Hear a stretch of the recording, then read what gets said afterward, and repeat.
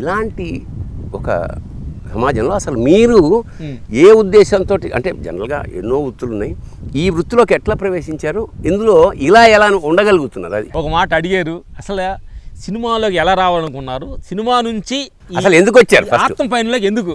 ఈ రెంటిలో మాకు ఫస్ట్ సినిమాలో రావడానికి కారణం ఫస్ట్ ఆర్థికమే గురుగారు. ఆర్థికం అనేది మా ఊర్లో చింటు పొలం లేదు. ఏ ప్రాంతం మీది?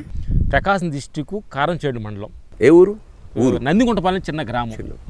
మా నాన్నగారే మా గురువు.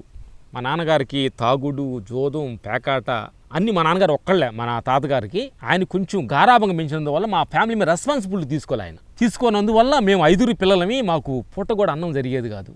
తాగొచ్చి గొడవలు ఇలా జరుగుతున్నాను. కానీ మా నాయనమ్మ పేరు ఈశ్వరమ్మ, మా తాతయ్య పేరు నాగయ్య, వాళ్ళిద్దరు మమ్మల్ని పెంచి మా నాన్న పడుతున్న స్ట్రగుల్స్ని మాలో రాకూడదని వాళ్ళు ఏం ప్రార్థించారో, ఏ దేవుడిని ప్రార్థించారో కానీ అన్నిటికీ ఆపోజిట్ మేము అసలు. అంటే చిన్నప్పటి నుంచే చాలా మంది జీవితంలో బాల్యంలో జరిగే సంఘటనలు బాగా ముద్ర. అంటే చార్లీ చాప్లిన్ లాంటి వాళ్ళు కూడా ఇదేంటి అంటే తాగి నాశనం అయ్యారు కాబట్టి మనం తాగకూడదు, ఈ చెడు తిరుగులు తిరగడం వల్ల నాశనం అయ్యారు మనం తిరగకూడదు, అట్లాంటి బలమైన ముద్ర మీకు పడింది.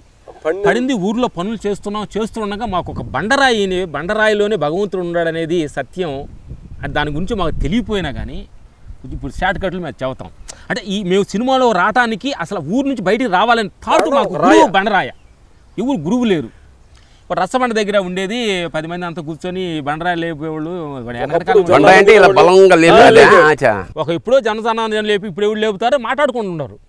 మా ఇద్దరికి ఒక థాట్ ఏంటి, మనం ఎందుకు లేకపోతే థాట్ వచ్చింది. ఫస్ట్ థాట్ కదిలిస్తే కదలలేదు, జనమంతా ఎగతాలు చేస్తారని జనమందరూ పుడిన తర్వాత 12 గంటలకు వచ్చి ఊరకట్ట కదిలిచ్చేవాళ్ళు.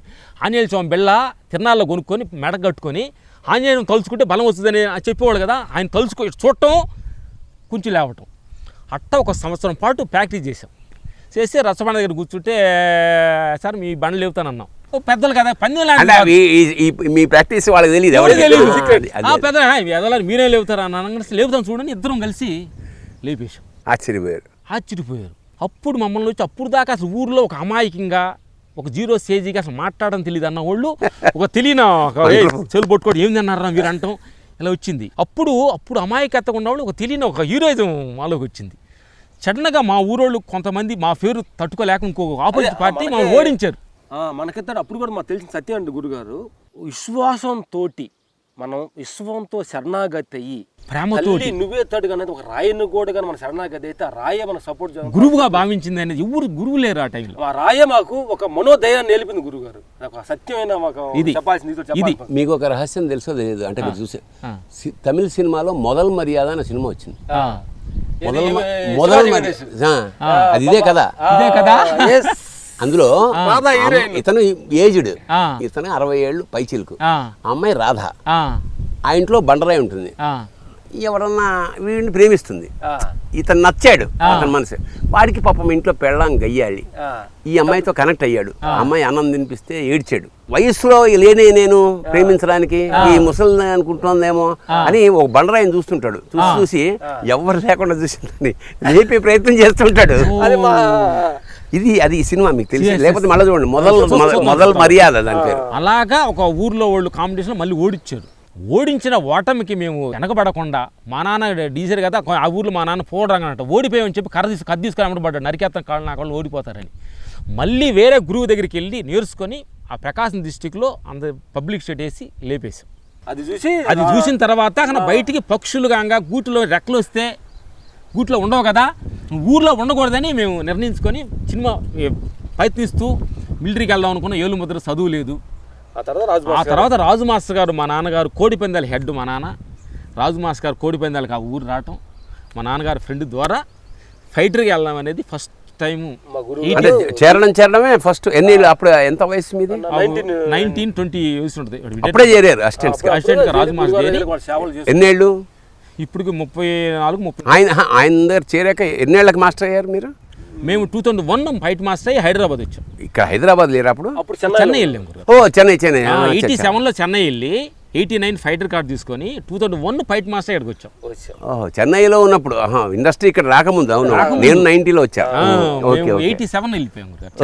ఆ తర్వాత రాజు మాస్టర్ ద్వారా ఇండస్ట్రీకి వెళ్తాం జరిగింది. ఇప్పుడు ఊర్లో ఆడికి వెళ్ళితే చదువు లేదు, ఏదో బాయిల కప్పలాగా ఉన్నాం, గురుగారి దగ్గర ఏదో కింద పడ్డా అన్నీ నేర్చుకోవడం చేంజ్ అయింది. మా ఊర్లో లెటర్ రాయటానికి కోసం మా సూర్యనారాయణ గురుజీ అని ఆయన ఉండేవాడు. ఆయన వేదాద్రి మహర్షి శిష్యుడు. ఆయన వేదాద్రి మహర్షి డిస్కషన్ మీటింగ్ జరుగుతుంటే మేము లెటర్ రాయడం కోసం పక్కన ఉంచున్నాం. చూస్తే మీటింగ్ జరుగుతుంది లోపల. మార్నింగ్ వచ్చిన కోపం ఈవినింగ్ ఒకటికి ఉంటుంది, అదే నైట్ వచ్చిన కోపం పెద్దగా ప్రాబ్లం చేయదు, కానీ మార్నింగ్ వచ్చిన కోపం చాలా డిస్టర్బెన్స్ చేస్తుంది అనేది ఒక పాయింట్ మా తమిళ్లో అర్థమైంది. ఇదేంటో బాగానే ఉంది అని చెప్పి స్వామివారి మఠంలోకి ఫస్ట్ క్లాస్ తెలుగు అతనే జీవసామాదయ్యారు అక్కడ వడపల్లి ఒక గుడిలో. వడపల్లి తెలిసిన స్వామివారి మఠం సాలిగ్రామంలో ఉండేవాడిని అని చెప్తే అక్కడ లోపల ఫస్ట్ టైం దీక్ష తీసుకున్న తర్వాత మళ్ళీ అప్పుడు మర్చిపోయాం, జీవితం ఎదగదానంలో పెద్దగా పట్టించుకోలే. ఇప్పుడు 2001 ఫైట్ మాస్టర్ హైదరాబాద్ వచ్చి ఈడియట్టు అమ్మాన తమిళమ్మాయి గురుగారు పూరి జగన్నాథ్ కొడుతూ మా సైప్ స్టార్ట్ అయ్యింది. జర్నీ ఈ ఆటల్లో కొంచెం డబ్బులు ఫేవరు వచ్చిన తర్వాత కొంచెం అహంకారం కూడా వచ్చింది గురుగారు, గట్టిగా వచ్చింది. ఇప్పుడు అహంకారం అన్నప్పుడు ఒక చిన్న కథ చెప్తా. చెప్పండి గురుగారు. ఈ అజ్ఞానం అహంకారం ఈ రెండే మనని పతనం చేసేవి. ఏవైనా పతనానికి దగ్గరికి వచ్చా 4 చీమలు అడవిలో బయలుదేరి ఎదురుగుండా ఏనుగు వస్తుంది. ఏనుగుని చూసి చీమలు మాట్లాడుకుంటున్నాయి, ఏంట్రా మనం వస్తుంటే అవి అడ్డం వస్తున్నాడు, ఈడు అడ్డం వస్తున్నాడు ఏంటి, ఈడు చంపేద్దామా అంటే చంపేయడం ఎందుక చూసి 4 కాళ్ళు తీసేద్దాం ఒకటి అంటే 4 కాళ్ళు ఎందుకు తీసేయడం, మనకి తీసి విసిరి అవతల పడేస్తే పని అయిపోద్ది కదా. రే మనం 4 ఆడు ఒక్కడు కరెక్ట్ కాదు కదా, పక్క నుంచి వెళ్ళిపోదాం. వదిలేయారు. అహంకారం ఎట్టుంటుందంటారా?